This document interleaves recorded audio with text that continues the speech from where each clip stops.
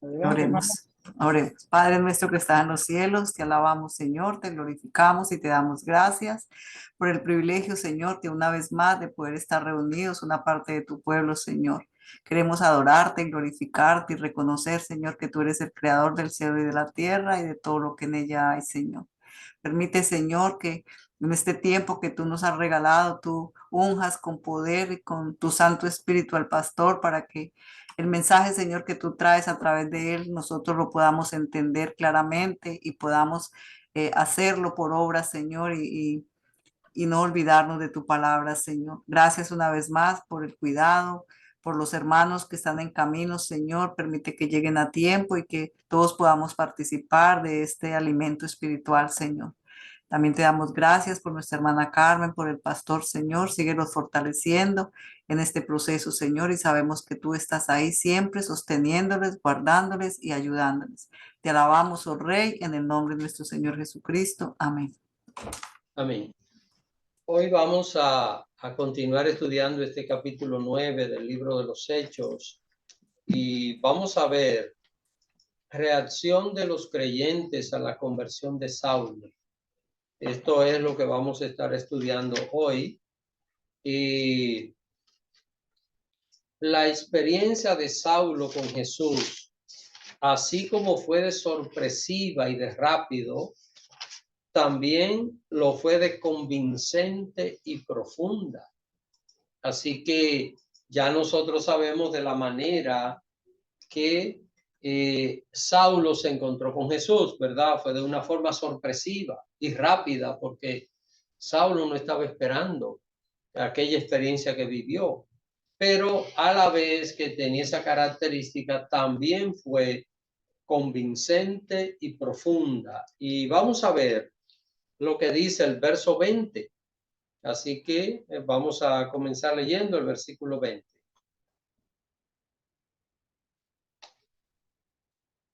Perdón, pastor, ¿de qué? Hechos 9, 9. versículo 20.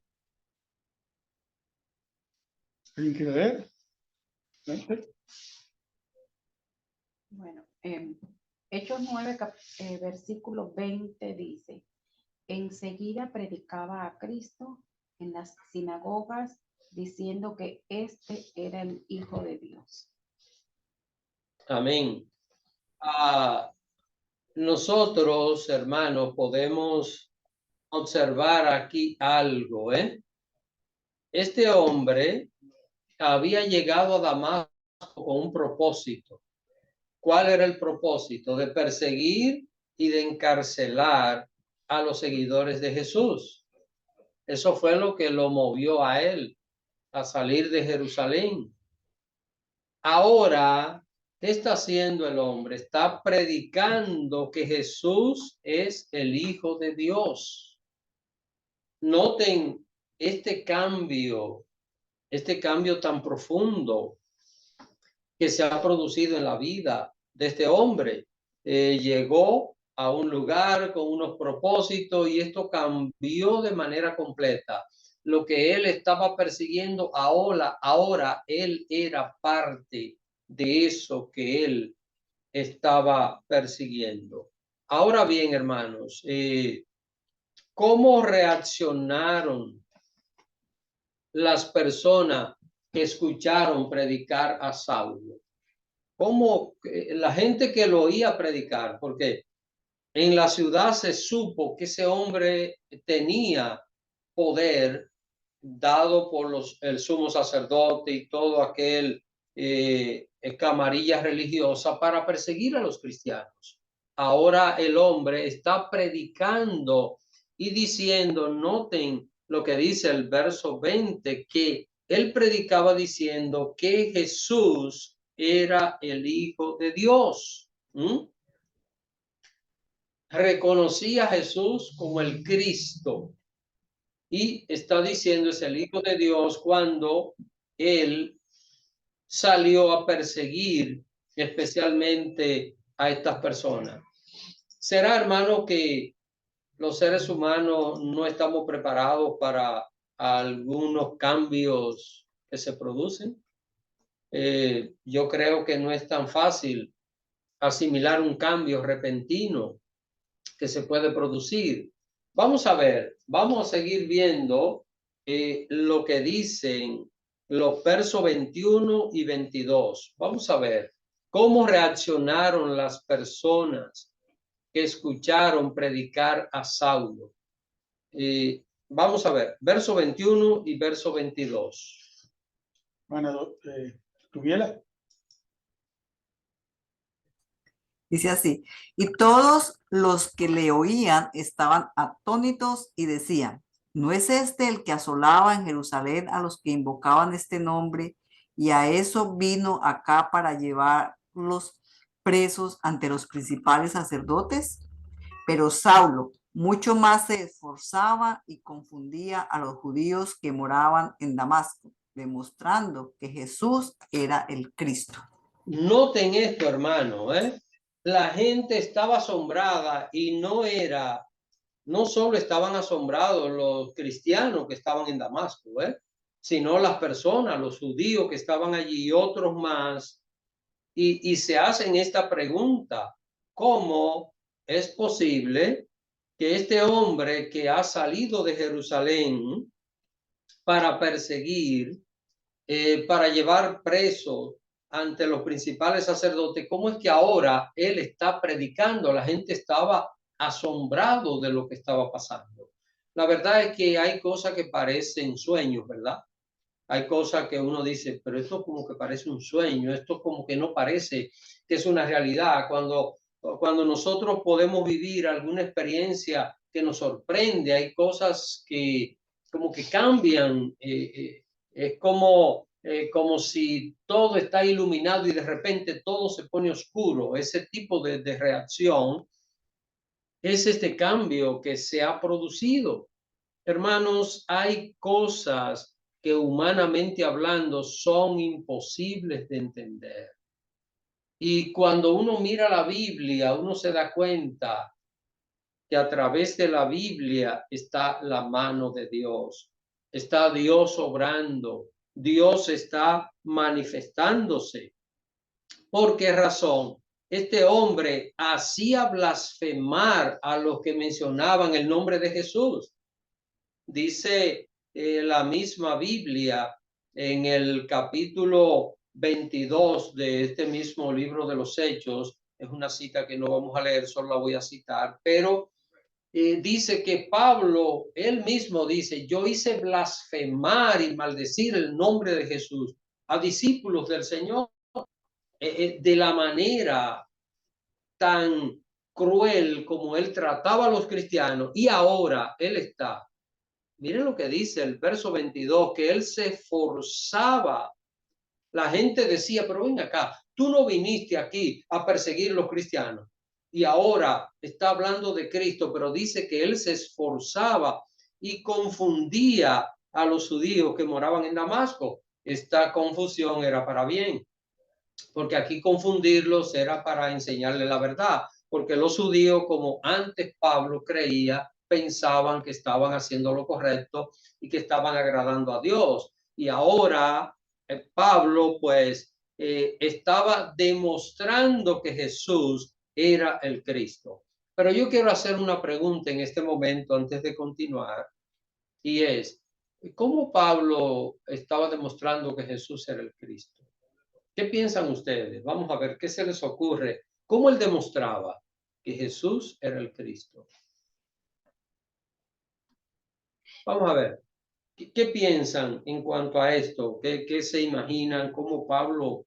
Porque si hoy día nosotros queremos mostrarle a una persona quién es Jesús, ¿a dónde acudimos? A la Biblia, ¿verdad?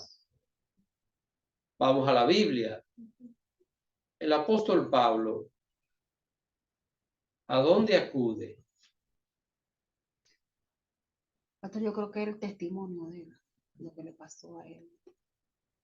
Yo creo que él hablaba de su testimonio, lo que a él le pasó, cómo Dios, pues, lo cegó y luego le devolvió la vista, ¿verdad? Entonces su testimonio. El testimonio de una persona puede transformar a otro. Sí.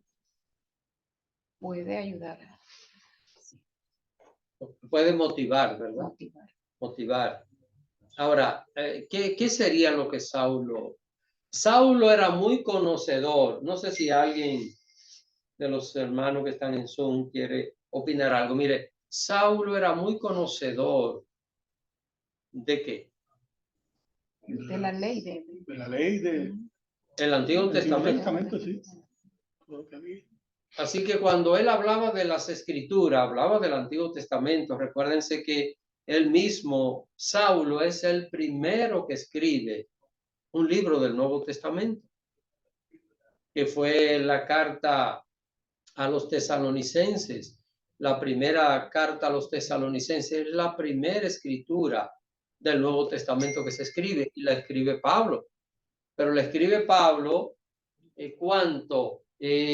Unos quizás de 15 a 16 años después de esto. En este momento no hay nada escrito del Nuevo Testamento. Ahora, ¿cómo Pablo le demostraba a ellos que Jesús era el Cristo? Citándole el Antiguo Testamento, citándole lo que la profecía decía acerca de Jesús.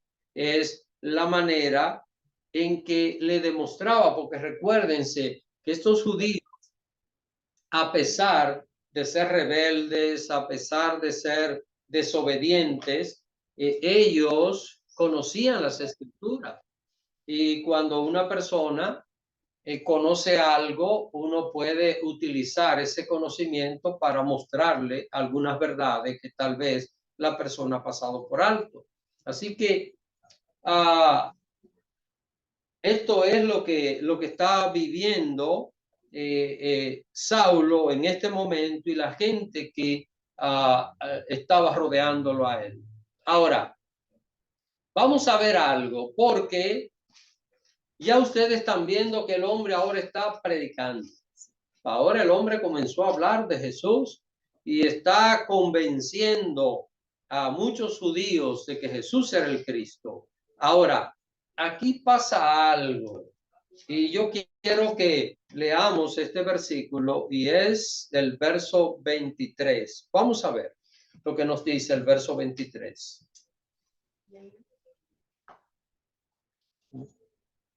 Pasados muchos días, los judíos resolvieron en consejo matarle. Ok. Pasado muchos días, es decir, aquí no está hablando de meses, días, pasaron muchos días, no está hablando de años, hay que entender que no estuvo tantísimo tiempo, pero pasaron muchos días y él estaba que predicando. ¿Y qué pasó? Lo querían matar. Los judíos ahora lo querían matar. ¿Qué había él hecho contra los cristianos? Buscaba matarlo. Lo buscaba para matarlo. Ahora, ¿qué está pasando con él? Le están persiguiendo. Lo que hacían, Lo que él hacía, lo que está hacía pasando él, lo está recibiendo. Vamos a ver, hermano. Lo que pasó a continuación sería que Dios se lo preparó como castigo. Quiero que piensen bien esto, analicen bien este punto, tomando en cuenta este versículo. Ahora el hombre está en peligro de muerte. Ahora han hecho un plan para matarlo. ¿Sería que Dios preparó esto como castigo para Saulo? ¿Qué piensan? Analicen bien este punto. ¿Y qué piensan? Vamos a ver. Hermana Jenny.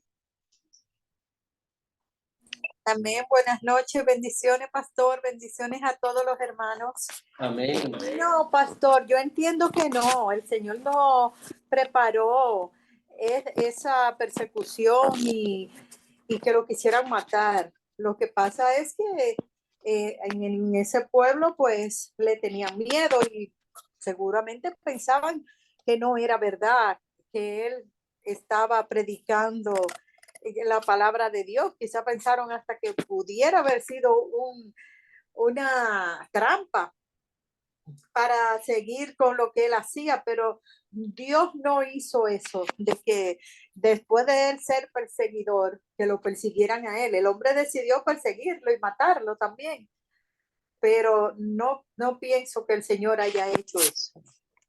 Amén. Amén. Estamos de acuerdo, hermana Jenny. ¿Y saben por qué, hermano? ¿Saben por qué?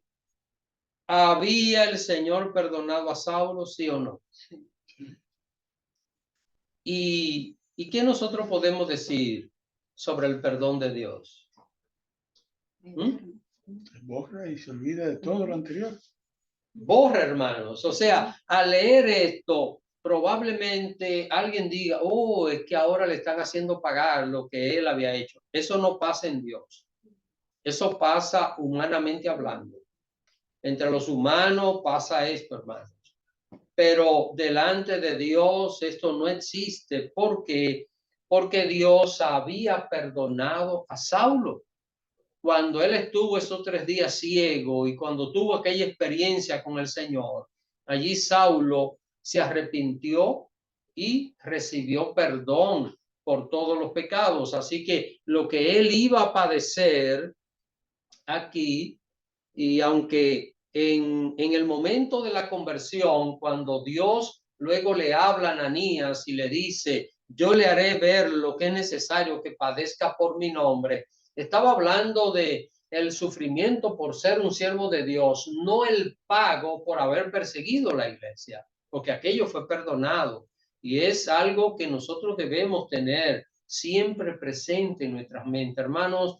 No importa que la persona haya sido el más malvado del mundo, si se arrepintió tiene perdón completo, borrado. El perdón de Dios hace que una persona que haya pecado 50 años, el día que se arrepiente, se busca en el historial de pecado y no aparece un solo pecado, porque todo está borrado delante del Señor. Si nosotros aprendiésemos a perdonar un poquito así, no así, porque es imposible, solo Dios, pero un poquito, que aprendiésemos a perdonar, yo creo que este mundo sería totalmente diferente a lo que nosotros hoy tenemos. Porque ¿qué es lo que más hay en este mundo? Rencor, resentimiento. A veces nos hacen algo y eso se queda ahí guardado y a veces pasa el tiempo y todavía está eso guardadito allí. Y esto no es lo que el Señor establece en cuanto a su obra de perdón y de misericordia. Ahora, hermano, Saulo está en peligro de muerte, y esto, como ya hemos señalado, no fue un castigo de Dios, sino que fue debido al ambiente de persecución de los judíos contra los seguidores de Cristo. Recuerden que Saulo lo que se convirtió fue un líder de la persecución, pero la persecución no fue Saulo que la comenzó, era la respuesta de los judíos a los cristianos.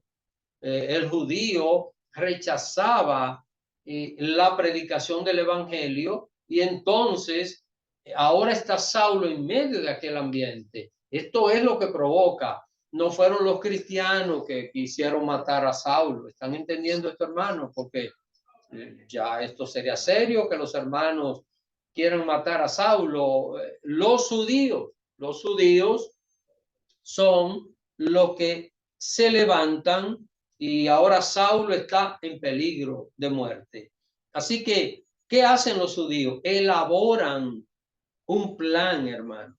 Elaboran un plan para matar a Saulo. Y quiero que alguien se lea el verso 24 para que nosotros veamos el plan que ellos elaboraron. Vamos a ver, verso 24.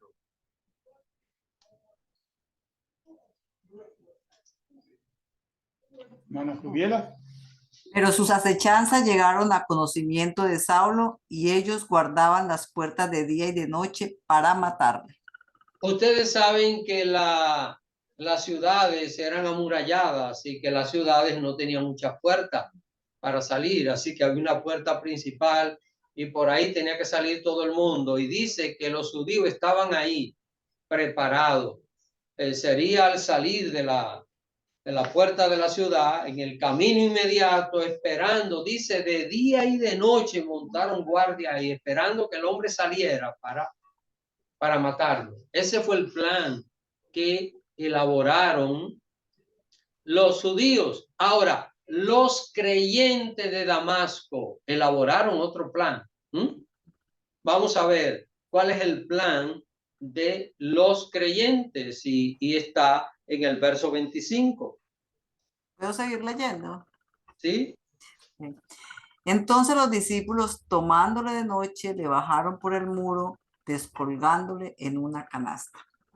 Noten, hermano, ¿qué vemos nosotros aquí?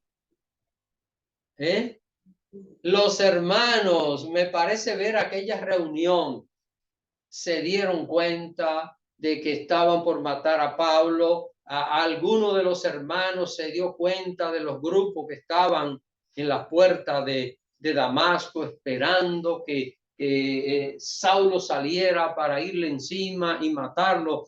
Y me parece ver que hacen una reunión y dijeron, hermano, ¿cómo sacamos a Saulo de la ciudad?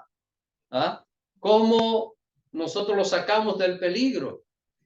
Y entre aquellos que opinaron, me imagino ver a alguien que dijo, bueno, pero yo creo que lo que tenemos que hacer es bajarlo por el muro. Pero ¿y cómo lo bajamos?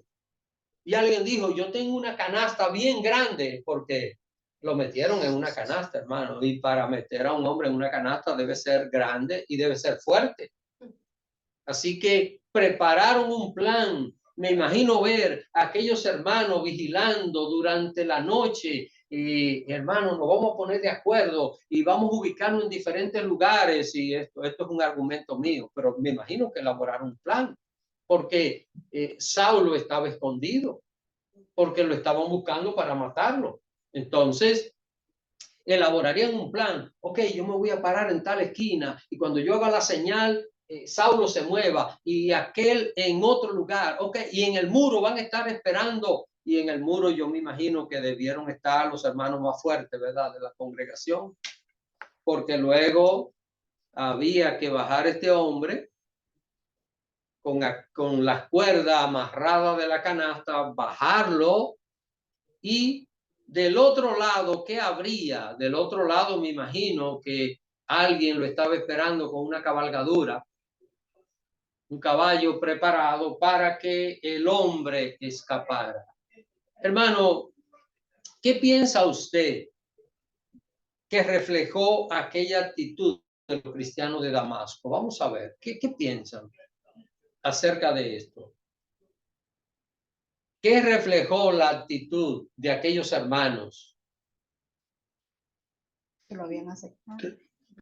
Realmente creyeron en Pablo, que dejaron de dudar que si era algún truco de él, ¿no?, del antiguo Saulo, y creyeron en él, que estaba predicando el evangelio de Jesús.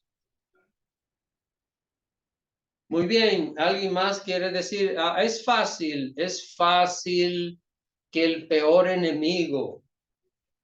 Vamos a ver, hermana Rubia. Lo que yo pienso es el amor a Cristo y el amor como hermano de protegerlo se manifestó en la congregación. Amén. Hermanos, es que si no demostramos verdadero amor, no hay manera de reflejar que somos el pueblo de Dios. El pueblo de Dios debe caracterizarse por dos cosas: amor a Dios y amor al prójimo. No podemos nosotros pasar por alto ese elemento que es el elemento distintivo.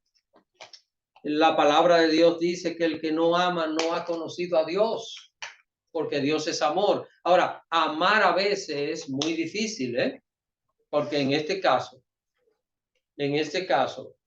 cualquiera persona diría, que se libre él, porque mira los daños que hizo y todo el mal que el hombre causó. Ustedes recuerdan lo que Ananías le dijo al Señor cuando el Señor mismo se le apareció, le dijo a Ananías, ve para que ore por este este hombre. Miren el verso 13 y 14. Entonces Ananías respondió: Señor, he oído de muchos acerca de este hombre, cuántos males ha hecho a tus santos en Jerusalén, y aún aquí tiene autoridad de los principales sacerdotes para prender a todo lo que invocan su nombre. O sea, cualquiera diría, bueno, lo quieren matar, pues que se defienda como él pueda. Pero no, hermano, prepararon un plan para salvarle la vida, para librarlo de las manos de los judíos que querían hacerle daño. Pastor, y si estaban buscando a Saulo para matarlo, posiblemente iban a matar a todo el que ayudara a Saulo. Entonces esta gente arriesgó su vida, se expusieron Sí, al ayudarlo. sí, porque fue un plan secreto que prepararon. Así que no fue algo que lo pudieron hacer a la luz pública, fue un plan secreto, y como dice el hermano Antonio, pues lo más seguro que alguien arriesgó su vida, porque si lo descubrían, le iban a hacer el mismo daño que pensaban hacerle a Saulo. Así que, hermanos, miren la diferencia de una persona que sirve a Dios, como un creyente que ama a Dios es capaz de sacrificarse aún por hacerle un bien a su enemigo. Porque, Saulo es un cristiano y sabemos bien que se convirtió de verdad, pero cualquiera diría, pero este ha sido el peor enemigo que hemos tenido. ¿Cómo ahora le podemos hacer un bien a alguien que lo único que hizo fue hacernos mal? Pero ahí es donde está la naturaleza del amor de Dios que ha sido derramado en el corazón de los creyentes. Ahora Saulo salió de Damasco, hermano. Ahora el hombre pudo salir de la ciudad de Damasco. Saulo montaría en aquel caballo que lo estaba esperando. Aquí no da esos detalles, pero es lógico, porque si usted toma un mapa y se da cuenta, Damasco de Jerusalén está bastante lejos. No es algo que una persona así caminando pueda llegar con facilidad, se tomaría bastante tiempo. Así que algún caballo, alguna montura, pues le prepararon, y ahora el hombre va de camino ¿a dónde? A la ciudad de Jerusalén. Vuelve otra vez a la ciudad de Jerusalén. Hermano, qué contraste tan grande, ¿eh? El hombre que tiempo atrás había salido de Jerusalén como perseguidor de los cristianos, ahora llegaba a Jerusalén como seguidor de Jesús. ¿Cómo Dios hace tantas cosas que para nosotros son sumamente extrañas? Porque ¿quién pensaría, viendo este hombre cómo maltrataba a los cristianos, que este hombre en este viaje iba a dar ese cambio así tan radical? Así que, hermanos, ¿cómo nosotros podemos ver a Dios obrar? Y saben, todo cristiano que vio a Saulo pensaría lo peor de él, pero yo pregunto, Dios, ¿cómo estaba viendo este hombre? Dios estaba viendo este hombre que estaba a punto de conocer al Señor, de convertirse en un verdadero cristiano.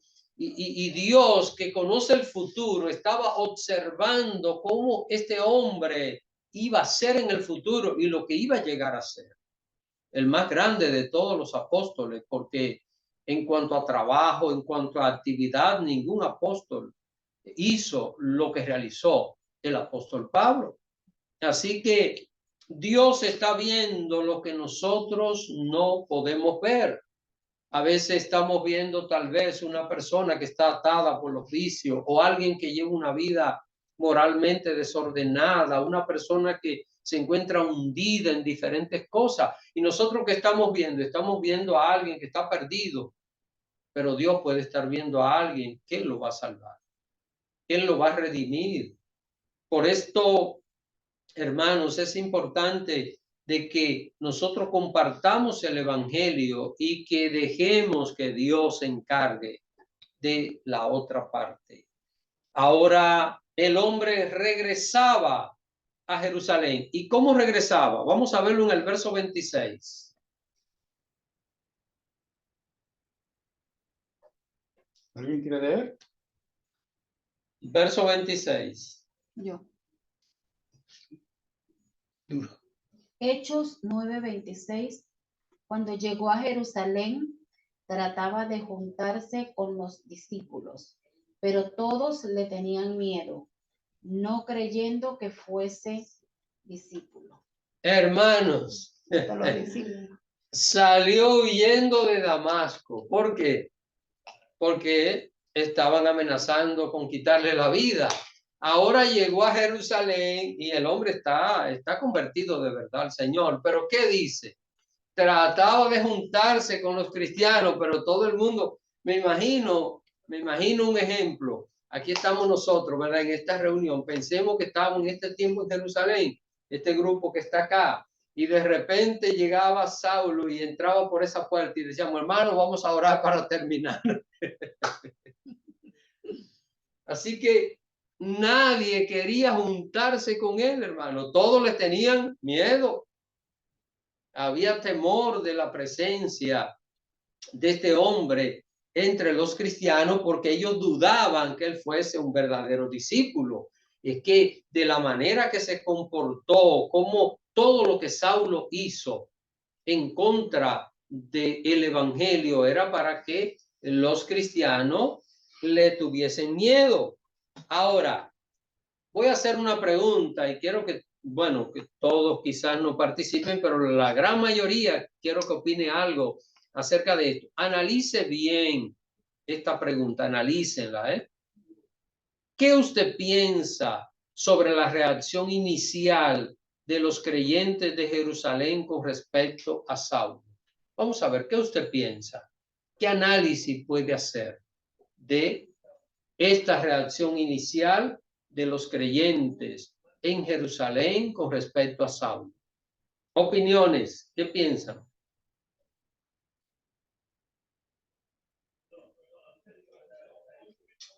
Pastor, yo pienso que es natural, es normal, porque esto es en Jerusalén. El Saulo que ellos vieron no es el mismo que estaba en Damasco.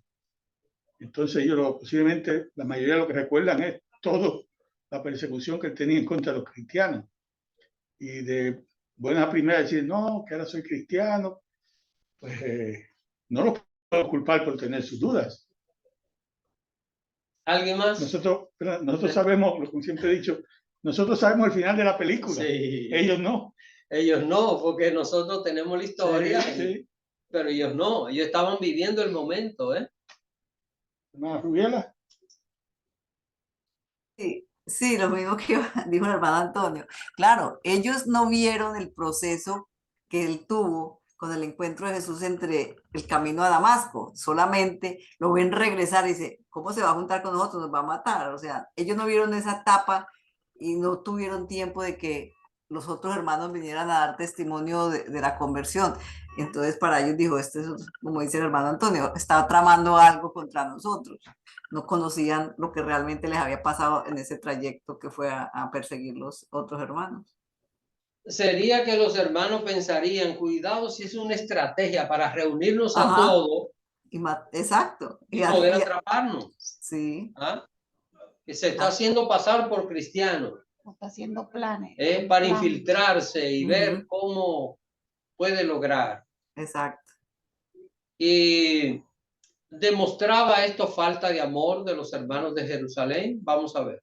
No, yo pienso que no, porque no, tenía miedo como cualquier otra persona que lo amenazan, tenía miedo, pero no amor porque no habían convivido con él para darse cuenta realmente del encuentro que había tenido con el Señor.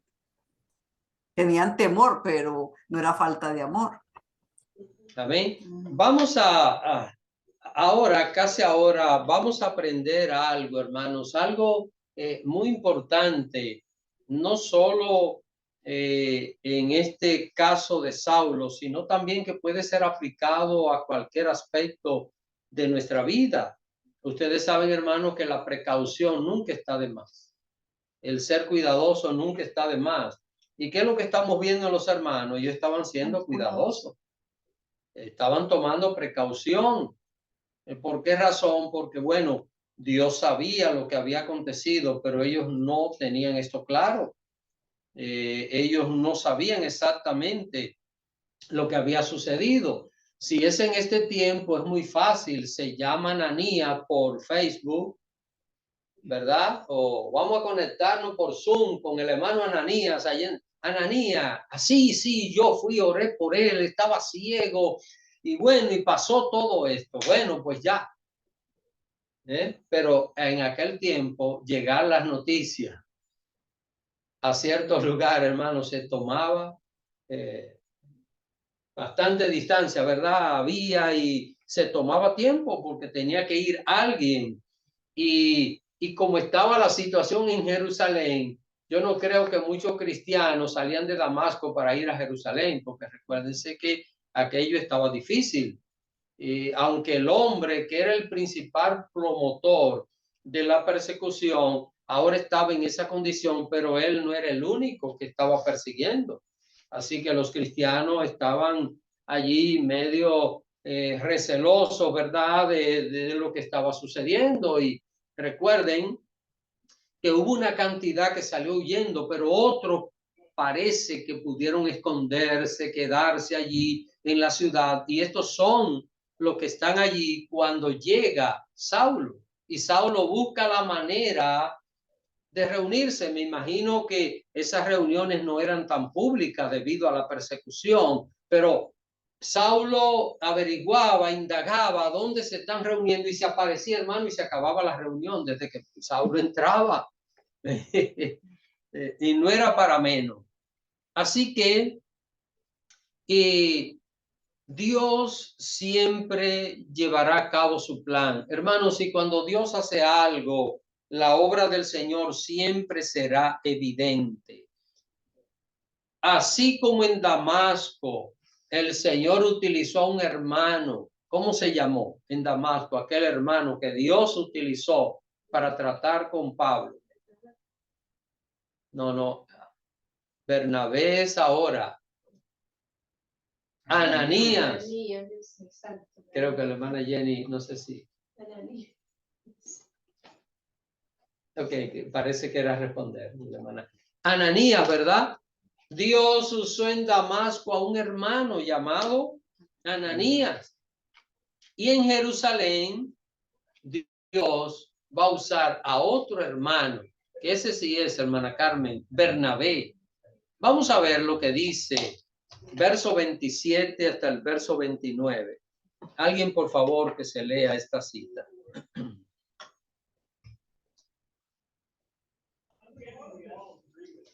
Verso 27 a 29. Pues leo yo. Entonces Bernabé, tomándole, lo trajo a los apóstoles y les contó cómo Saulo había visto en el camino al Señor, el cual le había hablado, y cómo en Damasco había hablado valerosamente en el nombre de Jesús. Y estaba con ellos en Jerusalén, y entraba y salía, y hablaba denodadamente en el nombre del Señor, y disputaba con los griegos, pero estos procuraban matarle. Hermanos, ¿qué estamos viendo aquí? Cuando llegaba Saulo a un grupo, se desbarataba el grupo, todo el mundo se iba, pero hubo alguien que se detuvo. Siempre va a haber alguien que de alguna manera se va como a dedicar un poquito más. Y es lo que nosotros vemos en Bernabé. Bernabé no era de los grandes, él ni siquiera era apóstol, pero era un líder. Bernabé, ¿qué hace Bernabé? Que cuando mira este hombre, conversa con él, de alguna manera Dios tocó el corazón de Bernabé. Y Pablo le explica, él le dice lo que él vivió, porque noten lo que él señala aquí, cómo el Señor se le apareció en el camino y lo que él vivió. ¿Y qué hace Bernabé? Llega con Saulo y se reúne con los apóstoles. Noten, aquí lo llevó directamente donde estaban los apóstoles, que eran los principales líderes, y le cuenta cómo había encontrado al Señor y cómo en Damasco había hablado valerosamente en el nombre de Jesús. Y me imagino que le contó también cómo tuvo que escapar de la ciudad, todo aquel testimonio. Así que hubo alguien que confió en Saulo. Hubo alguien que creyó en lo que él estaba diciendo. De verdad, hermano, que nosotros debemos ser abiertos a confiar que Dios puede cambiar una vida, que el Señor puede hacer una obra especial. Dios siempre tendrá un medio para usarlo para su gloria. Ahora bien, vamos a ver, y aquí está una pregunta importante que quiero que analicemos en este punto, y esta es lo que vamos a aplicar. Vamos a hacer una aplicación de esto que hemos visto con respecto a esta pregunta. ¿Qué piensan ustedes sobre la confianza? ¿Qué pueden decir sobre la confianza? Vamos a ver. Opiniones, solo opiniones.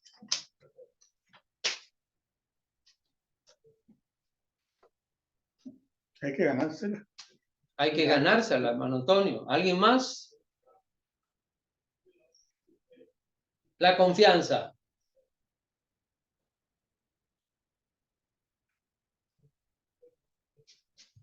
No tienen confianza. Hermana Doraliza. Buenas noches y bendiciones a todos. Yo creo que en adición a lo que dice el hermano Antonio, ganársela en base a los frutos que damos, pero también hay que vivir en el espíritu para tener discernimiento de cuando una gente, no es juzgando, pero sí hay algo, hay un sentir, yo lo he vivido eso como esa alerta con una gente, o sea, hay que tener discernimiento también para entrar en confianza. Esa es mi opinión. Ok. La confianza, hermano. ¿Qué piensan acerca de la confianza? Por ejemplo, pensemos que una persona le hace algo malo a otra persona y la otra persona le dice, te perdono. Ok. Lo perdona, pero recobrar la confianza ya es otro asunto. No es que no se produzca perdón. Bueno, y este es el ejemplo que me llega a la mente. Un hombre le es infiel a su esposa y la esposa finalmente lo perdona, pero ¿qué va a pasar a partir de ese momento?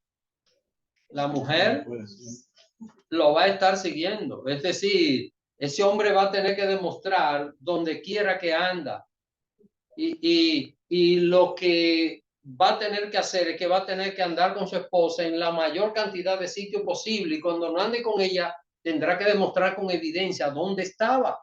Y la pregunta ¿es que esa mujer es muy celosa? Es que ese hombre perdió la confianza, ya le perdió la confianza y esa confianza tiene que ser recuperada. Y aunque hay un perdón, recobrar la confianza es un proceso que cómo se logra con el comportamiento correcto. Aquí vemos a un hombre que no tenía buena fama, Saulo. Ahora, ¿qué debía él ganar con los hermanos? Confianza. No le tenían confianza. No creían que el hombre verdaderamente había conocido al Señor. Así que ahora este hombre se está ganando confianza. ¿Cómo comenzó a ganarse confianza? Con Bernabé, con uno solo del grupo. Comenzó a ganarse confianza. Bernabé oyó el testimonio, le creyó y Bernabé entonces lo lleva a los apóstoles. Déjenme decirles, hermano, por ejemplo, la hermana Doraliza hace un rato mencionó algo muy importante que es el discernimiento, pero no siempre El Espíritu Santo nos está diciendo a todo el que vemos, nos detalla quién es. Hay ocasiones que sí.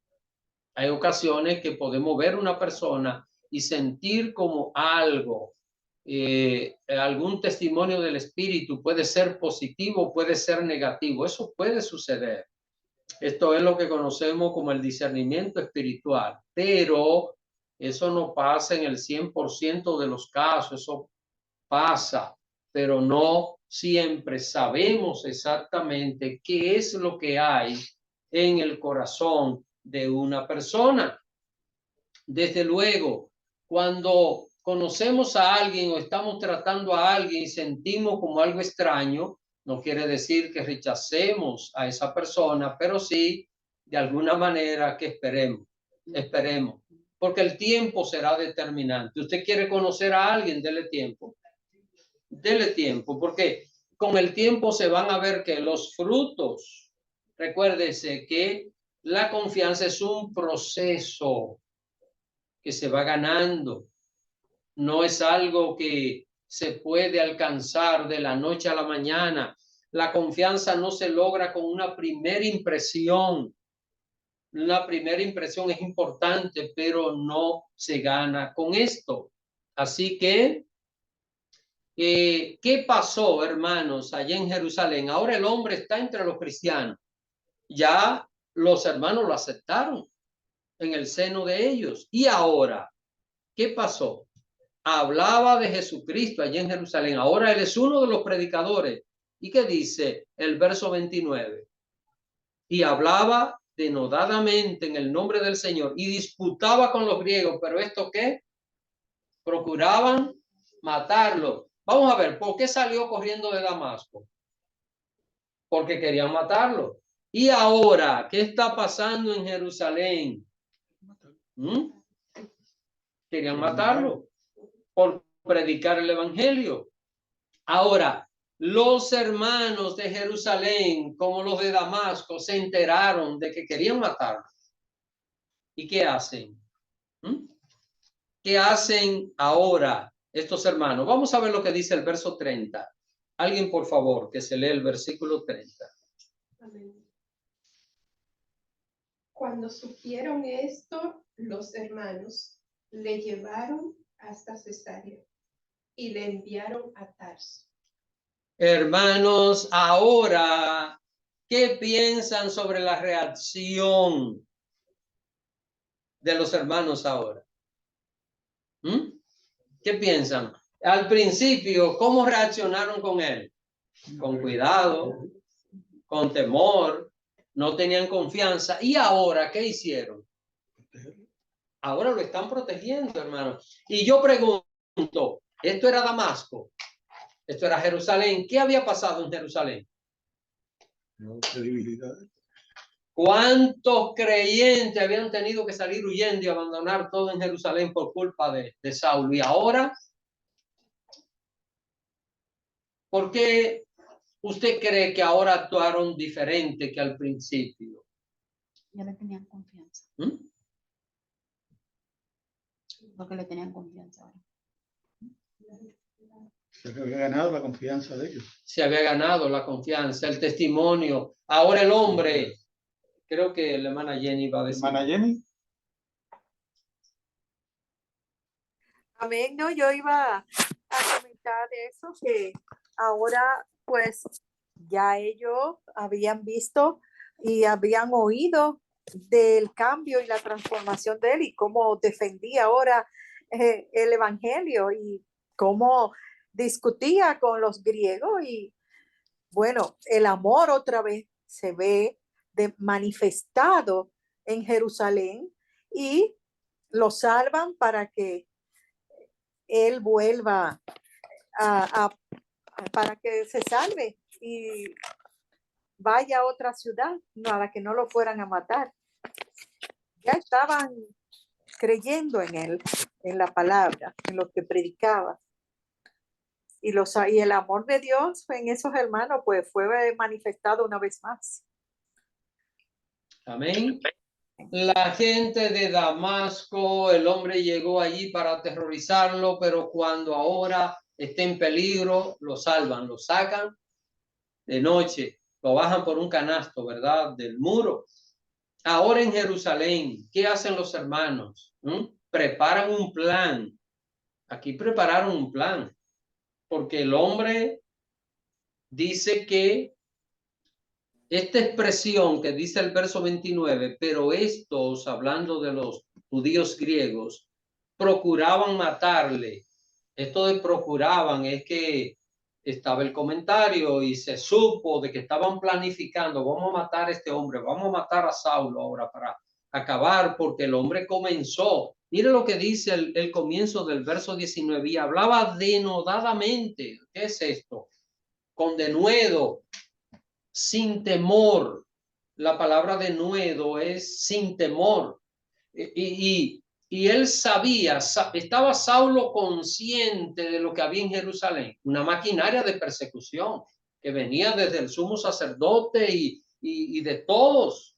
Sin embargo, dice que hablaba denodadamente en el nombre del Señor. Denodadamente, con denuedo, y con denuedo es sin miedo, sin temor, con toda libertad. Y por esto procuraban matarle. Pero los hermanos ahora diseñaron un plan. Ahora no era bajarlo por un muro. Ahora había que sacarlo de la ciudad. Así que organizaron una ruta, qué sé yo, buscaron algún dinero. Saulo, todo parece indicar que no tenía dinero ni nada, porque cómo llegó a la ciudad y quizá los medios que tenía de vida lo había tenido que abandonar debido al cambio que tenía. Que había experimentado en su vida. Así que los hermanos dice que le llevaron a Cesarea. Cesarea, si ven en un mapa, una ciudad marítima que estaba, bueno, en la costa del mar Mediterráneo, un poquito al norte, y dice que desde ahí le enviaron a Tarso, probablemente haya sido en barco a Turquía y de Turquía a la ciudad de Tarso, porque él había nacido en Tarso, aunque él era judío, había nacido en Tarso, una ciudad que estuvo en lo que hoy es Turquía.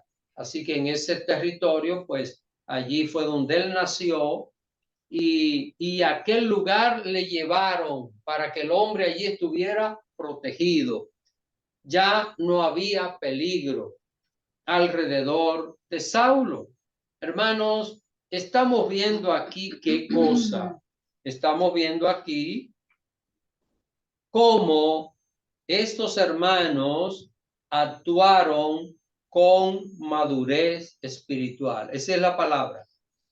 Estaban madurando en la fe, estaban madurando en la vida cristiana. La madurez cristiana se va a reflejar. ¿Por qué que va a ser diferente a la reacción normal que puede tomar cualquier persona? Y en Jerusalén había razón para decir que se defienda solo. Y si es verdad que él ama al Señor, y si es verdad que se entregó al Señor, que el Señor que lo libre, porque nosotros no nos vamos a meter en esto, pero no, hermanos, se involucraron aquellos hermanos en protegerlo, en cuidar a este hombre. Dios siempre va a buscar esto en nosotros, hermano.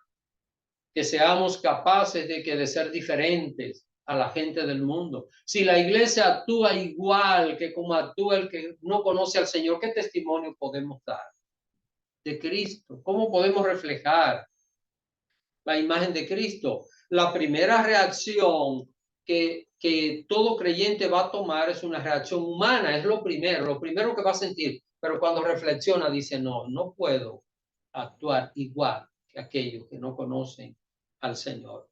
Y vamos a leer el último versículo por hoy, porque nosotros vamos a seguir de esto que ya hemos estudiado hoy, vamos a sacar otros detalles más que ustedes verán en la próxima semana. Así que vamos a ver Lucas, cómo termina esta narración. Recuérdense que el que escribe este libro de los Hechos es Lucas, pero Lucas escribió esto muchos años después. Así que él escribió esto muchos años después. Lucas incluso es de los que van a acompañar a Saulo más adelante en los viajes misioneros.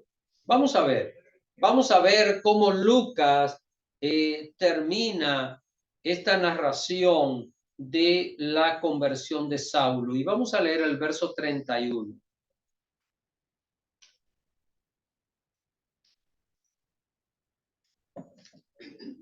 Verso 31.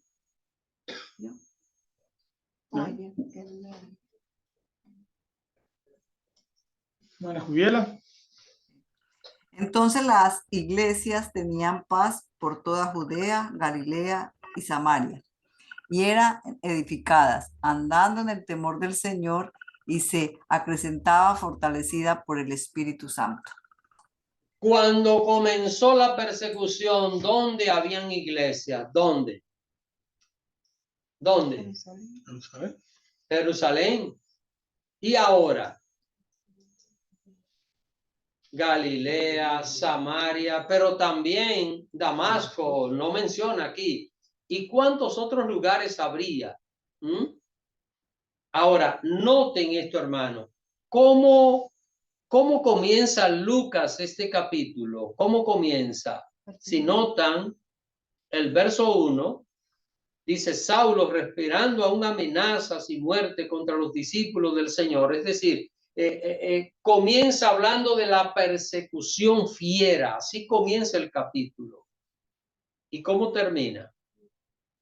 Termina hablando de que ahora las iglesias tenían paz por todas partes, por todo lugar, y eran edificadas andando en el temor del Señor. ¿Qué es lo que es el temor del Señor?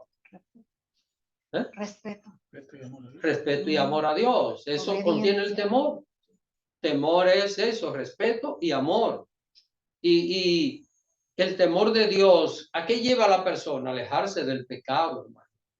Pensar en Dios con respeto. Yo no puedo hacer esto porque esto ofende a mi Señor, y esto no es lo que mi Señor espera de mí, de mi comportamiento. Así que dice que se acrecentaban, crecían en número, fortalecida por el Espíritu Santo.